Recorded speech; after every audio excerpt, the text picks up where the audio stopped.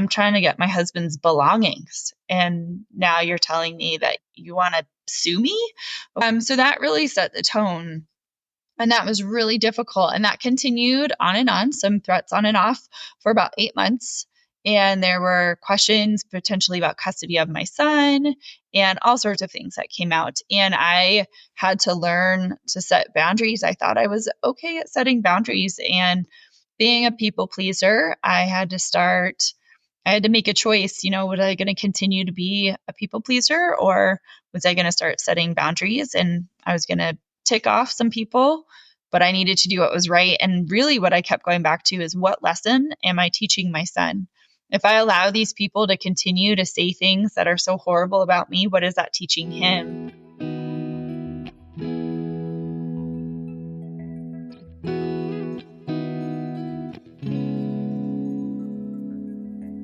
Welcome to today's episode, which I would like to pop a wee alert to you about. It may be a bit triggering if someone you know has taken their own life, so please use discretion and take care of you first and foremost. So my guest today is Alexandra Wyman, and she is on a mission to empower people around suicide. And she does this by providing access to a wealth of resources through sharing her own personal journey openly and honestly in her book, The Suicide Club, What to Do When Someone You Love Chooses Death. She's also doing speaking engagements all over the country and internationally. Her story has also been featured on today.com and CNN.com. Alexandra is the host of the Widows Club podcast. And believe it or not, in between all of this, she is also a pediatric occupational therapist, navigating widowhood and single mumhood, plus a champion toy fixer, imagination promoter, tower building mum to her wee boy. Alexandra, great to have you joining us today. And I'm excited to get into some of the great stuff you are advocating for around suicide.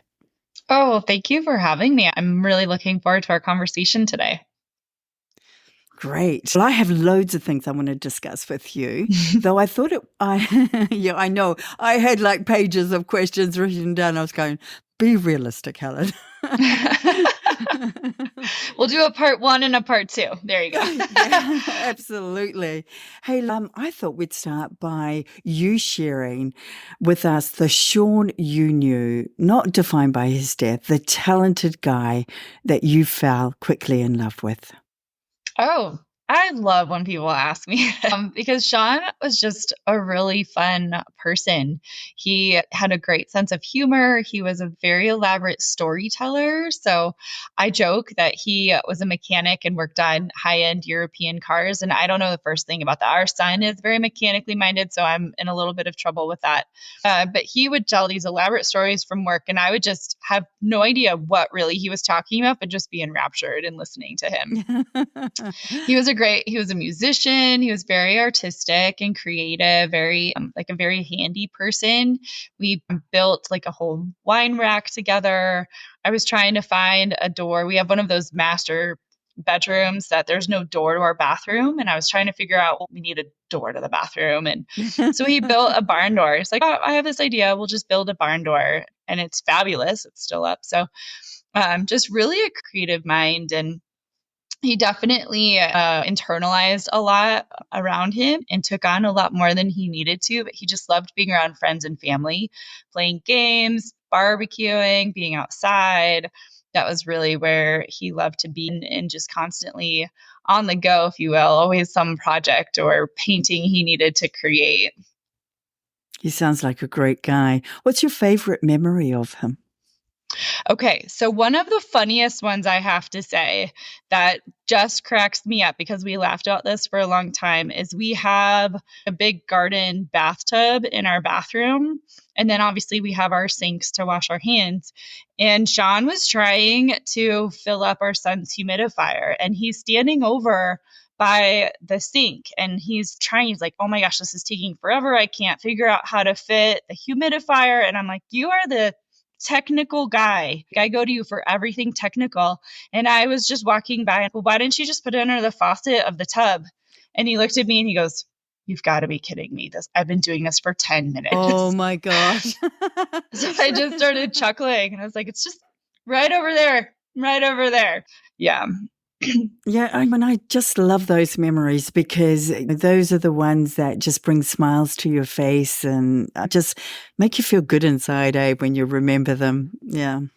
Oh yeah, we used to joke too that we would put on a movie, put our son to bed, and do our stay in movie night. And I would never make it to the beginning credits, and I'd be asleep.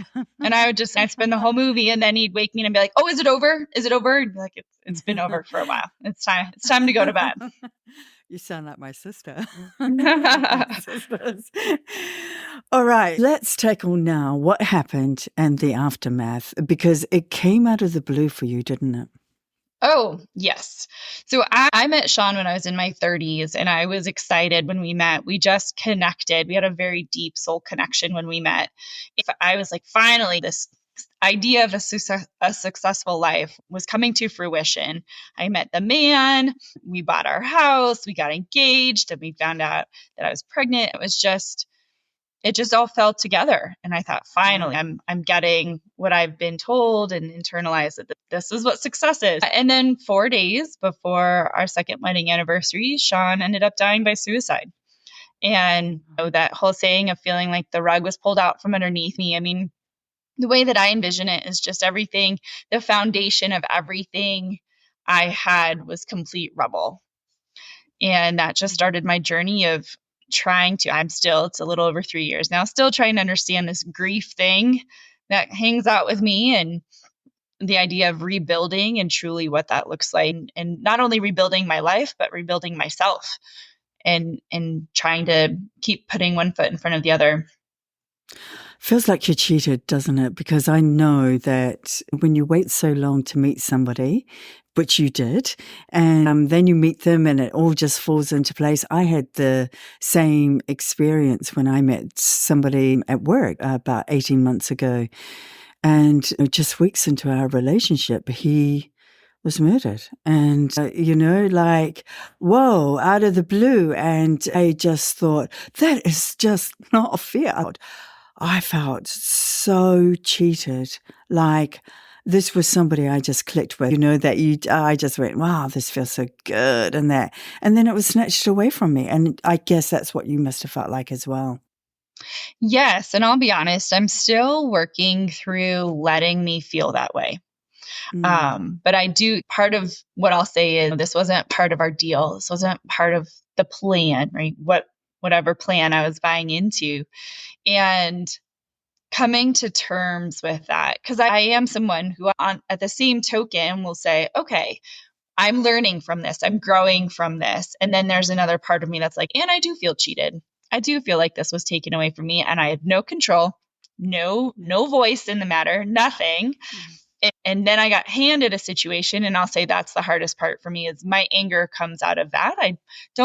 I've never really had much anger toward Shawn because I, in my own way, have come to terms and understood why, even though I don't really have the answer to why. But I'm like, this is a hard situation to be in. And I am so sorry that you had to go through that because, oh my goodness, so soon after meeting someone, and you're right, when you have that deep connection that where you just feel like your souls have known each other for lifetimes. And then something like this happens. And it's absolutely shocking. Thank you for that. I know it's nothing compared to what you went through. I just feel that same sort of like vibe of jeepers over all too quickly. As I was reading your book, it sounded like you had this knowing, which is the same thing I had with my daughter's accident. Have you always had that knowing, or was that something new for you? That I think that is something new. I will say that I feel like throughout my life, there are certain things about people I feel like I've just known, and I've never really been able to understand it, or it's so random. But this was the first time, and I'm literally there after he died, and it was, another 4 hours before I was informed. I just kept telling people, I'm like, I'm just waiting for them to confirm it. I know he's not here. Yeah, I hadn't really had it to that intensity. And he and I mean, we would finish each other's sentences. I would say something and he would go, "Oh, get out of my head. I was just going to say that to you." And I'd never experienced that before. I'd never known anyone where we had that level of connection. What was going on with Shawn that led him to making that fateful decision that day, do you think? And again, this is all speculation because I don't know Yeah. those. I think it was a culmination of factors. And I really do think that there was prolonged stress, and the stress compounded over time. And that's why I think I was someone who thought, oh, this is a permanent solution to a temporary problem. And boy, did I have to eat my own words and shame on that one. But what I think happened for him was, one, he internalized a lot of the feelings of individuals he was around. You add that he had some childhood trauma and wasn't really taught healthy coping skills. And I'm a big proponent of that now. And I think when all of that came together, and then you add all these different stresses, there was COVID going on. He was still considered an essential worker here in the US. So he was having to still go to work, and it's like a ghost town because no one is allowed out. And then you have that our child, we were still in our first year after having our baby and still having our household. There was so much going on. And honestly, I think it just got heavier and heavier for him, and the pain increased. That emotion, I feel like I personally think that individuals who die this way are in an immense amount of emotional pain because it's not tangible. We can't see it. Now, I have known of cases where people are experiencing physical pain and they do end their life, but I think that emotional pain is a component. And then this looked like a way to not only unburden himself, but not be a burden to everyone around him. And I know that mattered to him. I know he didn't want to be a burden to other people. Yeah, even though that you'd argue differently around that. And what you bring out about early childhood trauma, for me, that's what my early childhood was layered with, was loads and loads of trauma. And I suppressed it. I suppressed it deeply. And you don't realize how that plays out in your life, but eventually it comes to a head. And I know that there have been a couple of times in my life where I could have made that split decision. And it was just so instant, and where I felt, it was just a minor trigger when I look back on it now. So I get how trauma impacts on that. And I think that is something that we need to really stress with people around. Just get it out of your system. Let's just talk about it. Let's just be yourself. But I think so many of us carry that baggage around with us, and it can be a pressure cooker. That's a tipping point. I like how you said that you can accept how Shawn got to that decision, but that does not mean that you agree with it. So that's an important distinction to make, isn't it? Yeah, because I think what ends up happening is, and this was my journey towards trying to find more compassion, and I had an understanding right away. And I don't know if that was part of our connection, that I just thought, okay, I get it. It was too much for him. But I wish there were ways that we could have helped introduce healthier stress management. And we even tried all different strategies, and it just seemed one thing after another. It just wasn't working. And he did say at one point, I'm just broken. I've just been told I'm broken my whole life. So why would any of these work? And I think that's the essential question now for suicide prevention is, how do you help change for people when they feel like nothing will work for them? And we talk about passive activities that can help get us out of. I think Shawn lived a lot in his survival brain and in survival mode. So I think his nervous system was just always stressed out and always dysregulated. Maybe not always, not all absolute. I think a lot of the time he spent dysregulated like that. And when I say passive activities, it's like, what can we do for people who are like Shawn, who are just living in this constant stress mode? Those hormones are constantly releasing in their body to help them just naturally and passively move out of that so that they can actually start to access other ways of healing. I love that you're promoting that, because a lot of it is the belief systems that are embedded at a subconscious level. So people don't even have an awareness. And, the belief that you're broken. Oh my gosh. There are so many people out there that just feel broken. They feel like they don't fit in, they don't matter. And so let's just learn learn to love ourselves. So that for me was a biggie, was learning to I love agree. myself. And I similarly on this road, I've had to dismantle one. I also have felt broken before and felt that because this little ideal successful life that I internalized as a child of what we're supposed to do didn't fit me and I didn't fit it. And so something must be wrong with me because clearly this is what's supposed to be successful. And I've had to dismantle all of that, break that apart and realize, no, no, no. Life is what's unpredictable, right? Because it's always been like life's linear. That's at least what I internalized. Life's linear. These are the steps. This is what you do. And if it doesn't go that way, then what are you doing wrong? What are you not abiding by? Versus, being able to see that life is what's unpredictable. And what's predictable is how I react to it, how I respond to it. I like response better than reaction, but how can I trust myself and intrinsically know that I can handle whatever life brings me? And that to me is what's successful is me trusting myself that whatever comes my way, I will figure it out versus attaching to these ideas about what the outside look is. Like how the success for me is internal, not external. Yes. Yeah. You hit it. That is a mic drop, definitely. Because seriously, because how many of us are looking for external validation of who we are, what we're doing, are we good enough? And that's what a lot of these broken souls are going through. They're beautiful as they are, but how do you get away? How do you sort this brokenness? And that's a key question. And I don't think that they are broken. I just feel that they just need to understand that your belief system of how you've grown up and what you think that you should be, like you say, what success looks like, and how you fit in with that to be your authentic self, that's where it doesn't quite fit nicely, does it? Oh, Helen, you and I are just so aligned on this. So aligned. Because exactly, I think we get so caught up in that external. And I say, when we're not feeling that internally, how many people do you know? And I've done this before. If I'm not feeling right, if something hits me the wrong way, I go after my house. I'm like, okay, what drawer can I sort? What project am I going to do? Or you have people who shop. We have all these different things that we do externally if something emotionally is shifted. And you're so right on being our authentic selves and getting back to that.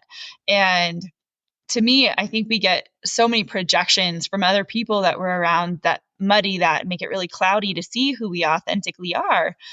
But when we can just start to understand that the majority of what we're dealing with is someone else's thoughts and feelings and get grounded in what we really want, we can definitely try and carve a road back to who we are authentically. And you're so right. We are created just the way we're supposed to be. But I'll tell you, a lot of this for me, a lot of this growth wouldn't have happened if Shawn hadn't passed. Yeah, 100%. I'm the person I am today because I lost my beautiful girl. And I did a lot of learning with her as her parent, which you, on your own son, it's when you think you have things worked out, suddenly you realize you don't have the children. And I think they are the absolute best teachers. And I was always so grateful for Tao for not forcing me, but allowing me. Now, allowing is a much better word. Allowing me to become a much better person and mum, because I had to do an awful lot of apologizing when I got it wrong, parenting. Oh my gosh. So much of that. So much. And he's only 4. He's only 4. And already I'm like, oh, we're going to figure this out together. Yes, and that's a key to it. And I think that's where the growth comes from. Yeah. And allowing them to grow in and be their absolute authentic selves from a very young age is going to make all the difference when they're adults. And that's something even as a pediatric occupational therapist that I try and encourage parents, because I see as parents, we all come with our own ideas, projections from messages from how we were raised. And sometimes I just have to look at parents and say, this is their personality. Like let's try not to criticize elements of their personality. And I try to do the same thing with my own son and to recognize that. And it's really fun to see his personality come out. And it's like, well, how can I work with your personality? And also, you still need to have me. Yes. Yes. And I feel drama and illness is a callback to yourself. Like I know whenever I get unwell now, which I have been recently, I was so hooked into my job and I was moving further and further away from my passion and what I love to do.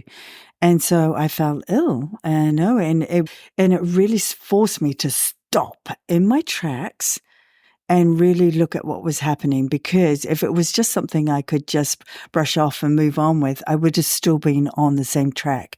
So I recognize now that when there's drama in my life, which there's not much of these days, or when I'm not well, what is it? What is it that I need to go back to or walk away from? And that's a good indicator for people listening. Oh, Yeah. absolutely. And there's a book, and I think I'll have to find it. It's I want to say it's like the secret code of your body. And it essentially talks about, I'm going to see if I can find it while we're chatting, but essentially it is going through and identifying if this is what's happening for you physically. Here is something that is secret language of your body, is the name of the book. Ooh, And okay. I'll check that out. and to what you're saying is that our body, we hold on to things that are cells. There's The Body Keeps a Score, that book, and Yes. how we Yeah. look at how our body, like we hold on to it at a cellular level. If you're not able to talk about things, if you're not able to express it in some way, maybe you don't want to talk. Okay, can you draw? Can you color? Can you do something that will allow that energy to be released from your body? Because as you're talking about, it will absolutely start to impact you. I noticed recently that I don't know, I start to keep track of things and observe what's going on. But I noticed a couple of times where I was holding on to some things emotionally, and then I had a good cry about it. And the following day, runny nose all day, runny nose. And I just tell myself, okay, maybe that's some of the emotion that still needs to come out. But it's like, this is really interesting. And I just love the crying, because crying has such an amazing effect on your body. Like, people don't realize the value of just having a jolly good cry, because that's the release valve. That's, resetting your body back, trying to reset it back to normal so that you can function. And when you're not allowing yourself to cry, holding it in, like I was always a crier in my car, right? That was my safe place. In my car, I would cry. Hey, look, Alexandra, you described the Suicide Club as an isolating, uncomfortable, confusing mess. I love that. Guide us through those early days and months, because it really was a wake-up call about the darker sides of human nature, wasn't it? Yes.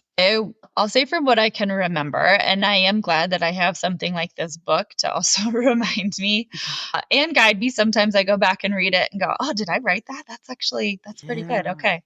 It was tough. Yeah. So the shock for me was about 4 months. But starting the night that Shawn died, there was some additional trauma and drama from friends and family on his side. And there were some threats of legal action. 3 days after he died, someone came to me and said, we're going to hire lawyers. We're going to question the validity of your marriage. And we think that if there is anything financial from the estate, it should go to one of his brothers. And I was just dumbstruck. I'm like, I'm trying to get my husband's belongings. And now you're telling me that you want to sue me? So that really set the tone. And that was really difficult. And that continued on and on, some threats on and off for about 8 months. And there were questions potentially about custody of my son and all sorts of things that came out. And I had to learn to set boundaries. I thought I was okay at setting boundaries. And being a people pleaser, I had to make a choice. Was I going to continue to be a people pleaser, or was I going to start setting boundaries? And I was going to tick off some people, but I needed to do what was right. And really what I kept going back to is, what lesson am I teaching my son? If I allow these people to continue to say things that are so horrible about me, what is that teaching him? And quite a few people thought that it was appropriate to again, question my marriage, question me as a person, me as a mom, but still have a relationship with my son. And I just had to say, no, that's just not how this works. It's so ugly, isn't it? Because here you are, you've got enough on your plate just to deal with the loss of your beautiful Shawn. Just that alone was enough. And then these people step in and start trampling you, really, basically.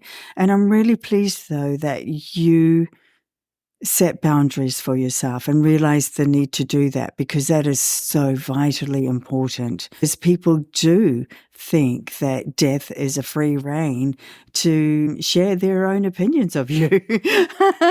Right? And what they think you should do and how you should do it, and there are people that start taking over and deciding how it should be, and you're going, excuse me, it's not quite what I want. And so tell me, what are some of the challenges that you had to deal with that really surprised you? Well, on a business side, I'll say a lot of the challenges were even just trying. I don't know how many people I talked to who thought I was scamming them and that my husband wasn't really deceased. And so there's this whole business side and the bureaucracy of trying to shut down accounts and figure out everything is set up for scammers. So for my situation, I mean, it was just, that was really difficult to do. And I even had someone say that it was easier, I forget what it was for, but it was easier if I had been divorced versus having a deceased spouse to try and take care of an account. And I was like, well, I can't do anything about that. So that was hard to navigate because I didn't know the first thing of where to start. And I am not someone who likes to be on a phone and talk to customer service and have to do all that. But I think in regards to some of the other things that, really you are spot on. Death, and especially death by suicide, it just becomes open season. We can't go and ask the person. We can't understand how someone gets to this point. And yet we have all of these questions and all of this frustration, all these emotions, and they got to go somewhere. So we might as well just start pointing at each other and create some blame and judgment. Who's at fault? Who is at fault for causing this person to get to this point? Versus seeing, and as I've mentioned, like a myriad of factors that I think contribute. And I think that for me was one of the most difficult things, was getting to a point of quieting all of that and being able to get grounded in what I knew and then start being able to figure out what was going to be best for me to start moving forward, which took me quite a bit to do. Yeah. But it's so hard. You're right. People they have lots of opinions. So let's talk about these resources that you allow people to access, because I love what you've done with, just providing people things to think about, because so many of us do not prepare and have no idea until you're in that situation like you were, that you are going to be navigating some pretty hairy stuff. Like, because my daughter had turned 18, suddenly I had to prove that she would have wanted me to have access to her phone account to sort her Oh phone my out and goodness. things like that. And with the bank, would she really have wanted me to have what? I was going, oh my goodness. And how do you prove that to people? It's just, and I just thought, oh gosh, this is a bit too much some days to deal with. But I love that you have resources to guide others. So share with us, some of those key things and the resources you're providing and how people can access those. Sure. And again, it kind of just depends on where you are because things constantly change. But I think for the business side of things, there are websites that can walk you through which kind of death certificate do you need for which type of organization, and that can change. There were times that some people were like, we don't need a certified one. And then I'd send them information. Well, we need a certified one for this account. But you're right. Shawn didn't have a will. So one of the first things I recommend is have a will. Write it down, be specific, because we have to make these decisions way too early after someone passes, way too early. Another thing that was really hard was like the memorial. That was handed off to Shawn's family. And then I was left out of any of the planning. So I had no say in really anything in regards to Shawn's memorial. So I think when you write it down and get specific, and I have heard people say, well, if I'm doing this, doesn't this mean I'm going to bring it on or I'm going to die soon? Or no, this is No. you taking away it's making it easier for, I say easier, but a little easier for individuals who have to put this into place after you passed. So they don't have to actually think through or argue or fight over who knew you best and you're just able to say, this is what they wanted and to go through that. So I think that's really helpful. And so there's that kind of support to walk through that. Or if there are, if there are needs of a legal basis to be able to access that as well. And then I do like to say that there are, find on the emotional side, find the strategies that are going to help you on your worst days and try and get those things as a habit now when you feel good. Because when you can put certain things in place when you feel good, it makes it slightly easier to access when you don't feel great. So let's now talk about the grieving process. Again, there's a lot of myth around that about, you go through the 5 stages, but it's not always the case, is it? How did you find that process? I found what's commonly called the 5 stages is just common emotions to be felt in the process. And so with any sort of death and with grief, and this makes sense because I also wish this could happen, it makes it easier almost to embrace if we have that equation, this magical process to go through to get to some endpoint where we feel better. And I think this idea behind the 5 stages has created that sense, oh, if I just go through these stages, I'm good. Grief just doesn't work like that. And it's with us for life. And I found that those were emotions that I felt, and they're so part of the process, but it just changes. Just recently, I was telling someone about some acceptance that I need to go through. And I was like, it's not acceptance over the fact Shawn died. It's just acceptance about a part of my life that's shifting and changing, that they're going to continue to come up. Sometimes I might feel a little denial, like I'm good right now. And then I have a grief burst and well, technically, no, I'm certainly not good right now. No. No. So I think that's the whole thing with grief is that there's no end point. There's no finish line. And it's a process. It will morph and change. And I really love recently, I was having a conversation with someone who said, is it the grief that changes or is it our healing that changes how the grief impacts us? And I loved that because I was like, oh yeah, I'm growing, I'm changing. But maybe it doesn't feel so much like a squall coming at me, although that still happens every once in a while. I like the metaphor of the ocean. Grief in life is this ocean. But maybe it's like just a couple waves that come and takes me a little bit to catch my breath and then I'm okay. Yeah. Rather than in those first days, like getting absolutely swamped by the wave and trying to find your way back up again. Yeah, totally drowning. Absolutely drowning. You don't know which way is up, which way is down. Yeah. Absolutely. That's a good analogy. I love the ocean. Hey, talking about your growth, you have mentioned that things came up from your path that you realized that you had to deal with to allow you to acknowledge your present grief.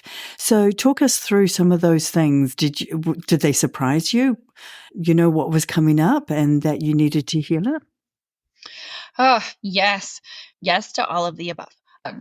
I mentioned, I know, right? More check boxes. As I mentioned earlier, I realized just how much of a people pleaser I was. And that was one of the first things I needed to go back and really look at is what happened in my childhood that kind of helped create this part of my personality. And to heal that and go back and say, okay, what does my inner child need for me to be able, and the way I say it is I retire these parts of me. There's still parts of me there. I thank them. So you've done a really great job. I appreciate what you've done for me thus far. And then I imagine that there's this little island with umbrella drinks and a little tiki bar, and that's where I send the parts of myself that I need to retire. And so that was the people pleaser was I needed to work with my therapist. I have a couple therapists that I work with and say, okay, it's time for me to switch a little bit and work through the shame and guilt I have that contributed to this part of me. And that allowed me to be able to start setting those boundaries, as I mentioned. And another piece that I'm still working on is I have been someone who likes to control outcomes of scenarios. That's been how I feel safe. If I know, yeah, yes, yeah.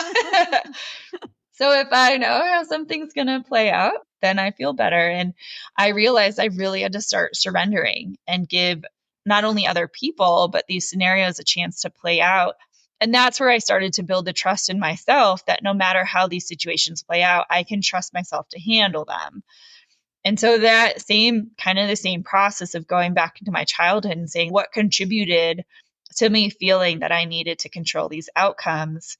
And then that has helped me with my anxiety. It's helped me even with depression. It's helped me learn to surrender. And at the same time, like I mentioned, I have my therapists who've helped me build up the trust in myself. Because a huge thing after Shawn died was, oh my gosh, we're going to end up destitute. We're going to lose our house. I'm not going to be like, I'm not going to be able to support my son. What is going to happen? And all of that was farthest from the truth. But that's what I was internalizing. So I needed to go back and heal some of those past habits and core beliefs in order to start trusting myself more. And I often think about the person I am today as a far nicer person and more calmer and relaxed person. And I often wished that my girl especially could have seen that side of me. But then I'm so grateful that from this experience, I have shifted to this beautiful space where you can just not be so responsive to life and that you can just go with the ebb and flow. Is that where what you're feeling now? More of that type of energy? I think so. And I think a loss and Helen, let me know if you've felt this way. A loss this big and close, it changes your priorities naturally. So I think that contributes to being able to go with the flow a little bit more because so many things that used to get me going before Shawn died, I'm like, meh, doesn't even bother me. Stripped you of everything you thought that you wanted, you thought that you knew. And for me, I was just like open. I was so open and I went, this is the worst possible thing that could ever happen. So bring it on. So suddenly what people thought about me didn't matter so much. What people wanted me to do, yeah, maybe. Do I want to do that? Maybe not. And I'd never been that person before. I was very much like you mentioned, very much a people pleaser, a yes person, a person that needed to control everything. I needed to control a lot. Letting that all go, I just feel like this completely different person. Yeah. Tell me now about your wee boy and what it was like trying to navigate that initially with him, because that again is, I think grief is hard enough to do it just yourself without having somebody else in the equation. So that must have been, such a tough time for you. But then I think that the beautiful things that you've gone through and experience, you're actually sharing those with your wee boy. And I think he's just going to benefit from those. So share with us that journey. Yeah. And you're definitely right that I'm trying to take what I've learned and teach him and guide him so that he has better emotional intelligence and can handle things and trust himself more. I'm like, don't wait till you're in your 30s and 40s to do this. Let's try and get it. It was incredibly difficult right after Shawn died. I was very reliant on family. I still work through guilt and shame around the first 2 to 2.5 weeks. I couldn't be a mom, but I couldn't be far from him. So I had a lot of separation anxiety. I would wake up in a panic, make sure he was okay. Couldn't be far from him. And yeah, I had to rely on family to help with maintaining his routine. Very early on, I called his pediatrician and I was like, what do I do? And he said, just try and keep his routine the best that you can. And he was just over 1 when Shawn And so I'll say one of the hardest things is working through those milestones. I feel like I am getting better at embracing and enjoying milestones now by myself. And again, still have support, but Shawn's not here to go through those. So that was really hard for me at first, was recognizing like he is walking for the first time, and he had some medical things that came up, and I had to navigate all of that, and potty training and all these things with little kids, where Yeah. it's so helpful to have a partner. Yep. And but also trying to shift it and draw on the strength out of that, of okay, I did this, like these things were really hard and I was able to navigate it, I can continue. And I love Helen, your whole thing of like bring it on, because I'm like, okay, I can do this, bring it on. So now he has, he did start asking about his dad. He's a little over 4 now. He started asking about his dad, how he died, and started to see some fears come up in regards to death and him feeling afraid I was going to die, afraid he was going to die. And I was able to get him in some play therapy to help with that. And that's been a huge game changer for him. I think therapy for kids, the sooner you can get it for them, the better the outcome. I don't know about your health system, but sometimes in New Zealand, we're the ambulance at the bottom of the cliff. So we wait until things are really bad before we seek that help. Yet I know that the advantage of doing that for my daughter, she just started having some really tough times when she turned 14, and I got her into some therapy. Well, she only needed a couple of sessions and she was right back on track. And then she was this, bright, beautiful girl able to navigate her teens exceptionally well. And I remember at 18, her going, I think I need another session with the therapist. Would you mind booking that, Mum? I was going, hell yeah. I mean, like how incredible that you recognize that you needed that session. So anybody listening, if you can get your kids some help, you don't have to do it all yourself, but if you can get them some help early on, that would be my recommendation. I agree with that, because it also normalizes the idea of it's okay to feel these emotions and we don't always have the answers. And it's very stigmatized here for not to, and especially for boys. You must be strong and don't be weak. And if you have these emotions, and people don't like the feelings that make us feel bad. But I think if exactly what you're doing, I have a friend here who is also a widow and she has 2 young kids. And she's like, well, we did the grief therapy and now we continue play therapy. And it's helping our kids communicate with each other. It's helping them communicate with others and being able to say what's going on for them. And I was like, oh, I think maybe I should continue after, because we did our grief play therapy. And I said, maybe I should continue with some other play therapy to continue to also teach my son that it's okay to have these feelings. And here are some tools. I'm such a big fan now of what are the tools that are going to help you. And again, get those when you feel good, so that when you don't feel so good, you still say, okay, I still feel like I'm feeling crummy, but I'll still go for that walk. I'm not feeling great, but I'll still write in my journal. Gives us a better outlet. Yeah, I so agree with you there.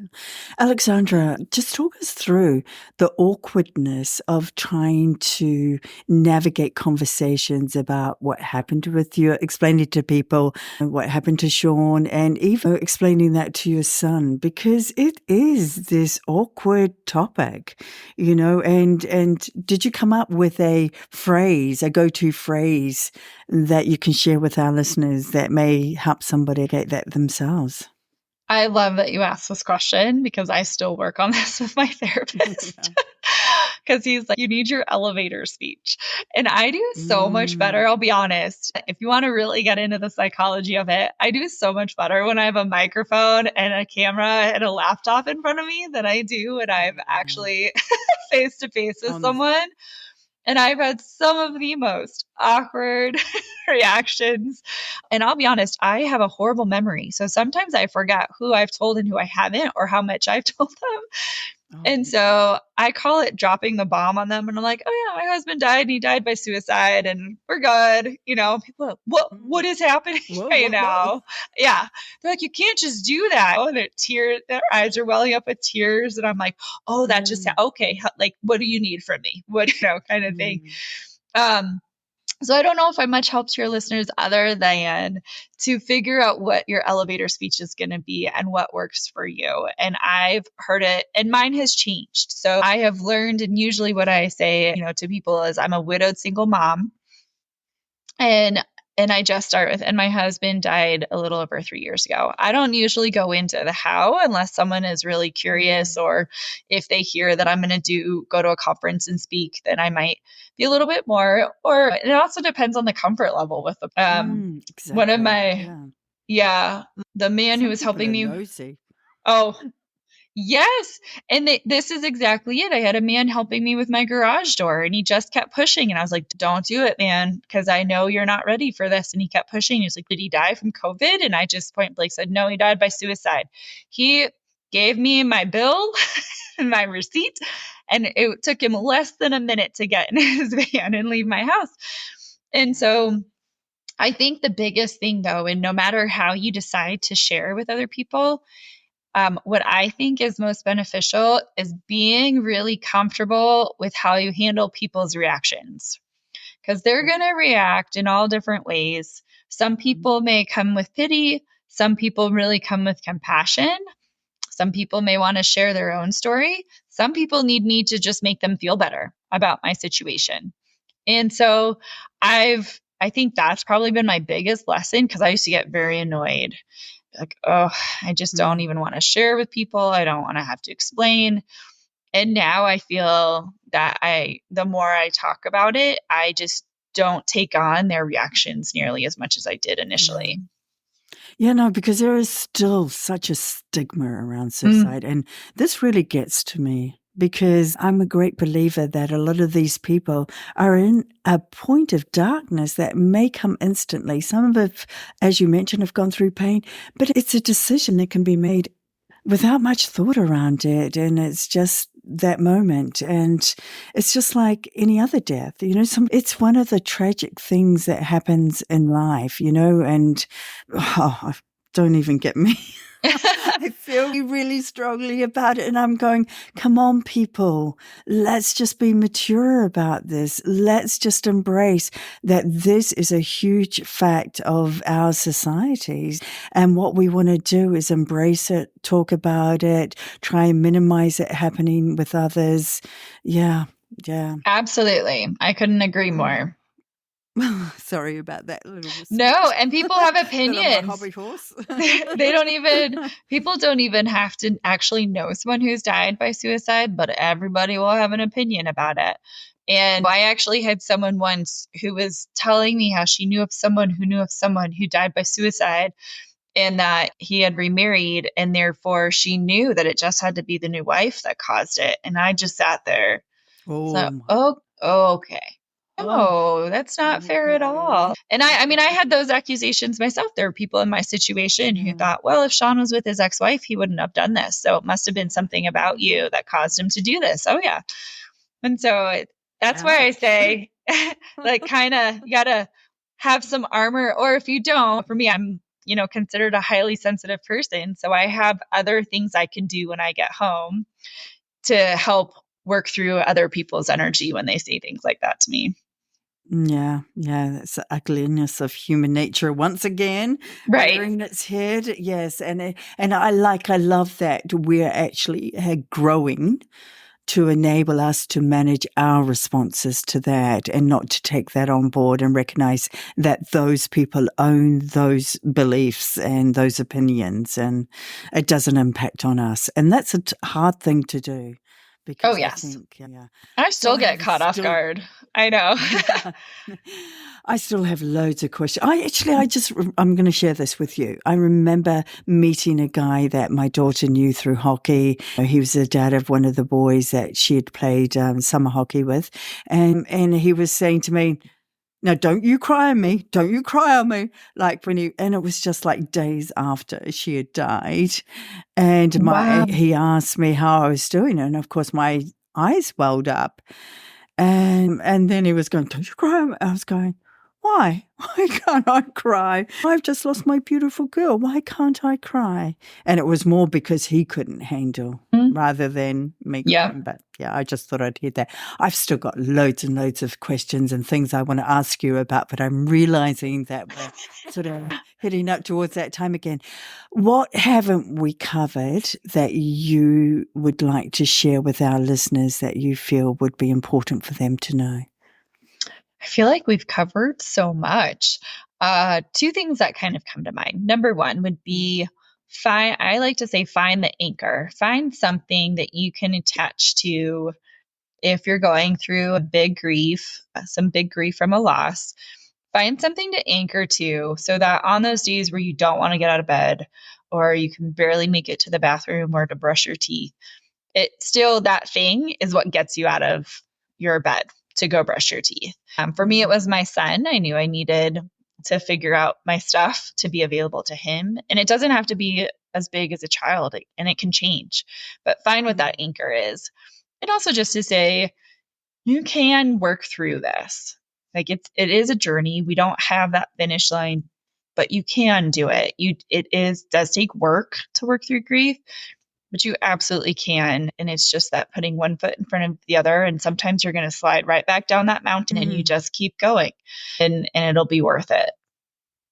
And it's also recognizing that it's going to be so different for every single person. What works for one person may not work for somebody else. So it's going to find out what works for you in your unique situation, because it is a unique situation. Hey, tell me, what's the best thing that's happened to you so far today? I got a car full of kid giggles this morning, and that is one of my favorite things ever. My son has the best laugh, and that is like how I started my day, and it was fantastic. Oh, God. What's yours? What's yours for today? Oh, my best thing today is waking up and being able to do this interview with you, because, of course, it was New Zealand. It's the following day, and it's quite a bit earlier. And I lost all my internet. So I'm just so grateful I'm in this space now where I'm able to borrow it and do my interviews, because, of course, Murphy's Law, you have a stack of interviews to do when you lose your internet. So it's not being fixed till next week. Oh, no. I'm so glad you were able to borrow it too, and for us to be able to chat today. Yeah, so my best thing is just being able to hook up with you rather than having to reschedule. Yes. Oh, boy. And these conversations always lift me. I just feel like, it just takes me to another level. And I really appreciate the journeys others have gone through and being able to share that with other people so we can all be able to grow and get through our stuff. I agree. And I'm just so grateful that you're doing what you're doing and giving others an opportunity to share and to listen and be empowered to continue with their own story. I think that's so powerful. Thank you. I appreciate you saying that. What are you most grateful for? Oh, that's a good one. I think right now I feel like I'm the best version of myself, and I am, and it's sad, right? It's a little sad to know that the way I got here is through the loss of my husband, but I'm grateful that I have the awareness to keep growing, because I find that I'd rather that than, and I have some people in my life who aren't there yet. So I keep hoping that they'll get to a point that they start to do that. Oh gosh, I'm starting to well up when you were saying that. It's so beautiful, and I'm so proud. I'm so proud of you that you've reached that point. Hey, when you have moments in your day that are not going so well and turn to custard, what is your go-to to pivot out of those moments? Oh, it depends. Like you said, it can change on a daily basis. Sometimes it's music. Sometimes I just scream in my sometimes I meditate. Sometimes I exercise. It really just depends. Honestly, sometimes I just talk to myself in my car and try and work it out. But it just depends on the day. But I think out of everything, even if I'm having the hardest day, I try and remember that my job and my goal and my purpose right now is to raise my son the best that I can and hopefully empower other people to share their stories because it's just needed. It's much needed. And that's the best job in the world. I think raising children, they just change your life forever. And It's I'm so terrifying, grateful. Yeah. but very rewarding. Yeah. And I am so grateful that I got to spend time with my daughter, and I was the mum that would always go to her practices and her sports games, and she was highly athletic, so that was sometimes 6 days a week. Oh my And goodness. yes, I know. And I remember one day saying to her, like I was the only parent in the stand at one of her hockey practices, and she said something really profound to me. And because I said, "Do you really want me there?" Because I'm the only mum there. And she said, "Mum, you know, when my other teammates look out and see you in the stands, I bet they're wishing that their mum or dad was sitting there." And she said, "So, yeah, whenever you can make it, I want you sitting in that stand." So You know, wise. She was so oh, wise. I just get the sense that she just had an understanding about things. So it's probably a little mm. advanced for her peers. Oh, right from the get-go, right from when she was born, I thought, "Oops, you're an old soul. Here we go. Right? Buckle up." And it was like that the whole time. It was the wildest ride. It wasn't always easy. It was tough. I cried, but I had so many wins in it. And I have no regrets. I have no regrets whatsoever being her mum and how I parented, all the mistakes I made. You know, I learned from those. That was a Exactly. cool thing. Yeah. Yeah. So I Oh, wish you all the best with your beautiful boy and the ride you're on, and just embrace it and enjoy it and get all those beautiful giggles and fun times ahead.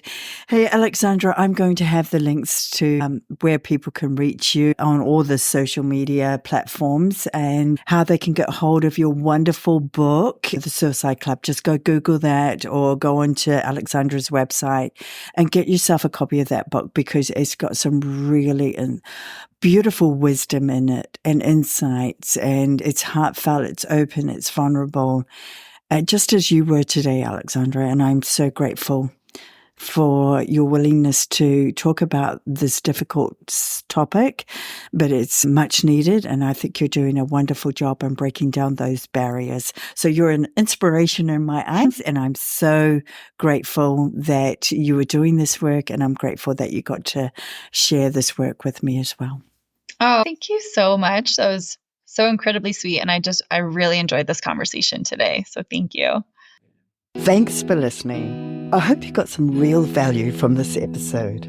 If there's a topic you'd like covered, click on the Beautiful Side of Grief at gmail.com link, or go into the beautifulsideofgrief.com website, where you can also leave a review. To get notified of new episodes, hit the subscribe button. And if you know of somebody who could benefit from this episode, please share. And until next time, please be kind to you and take good care.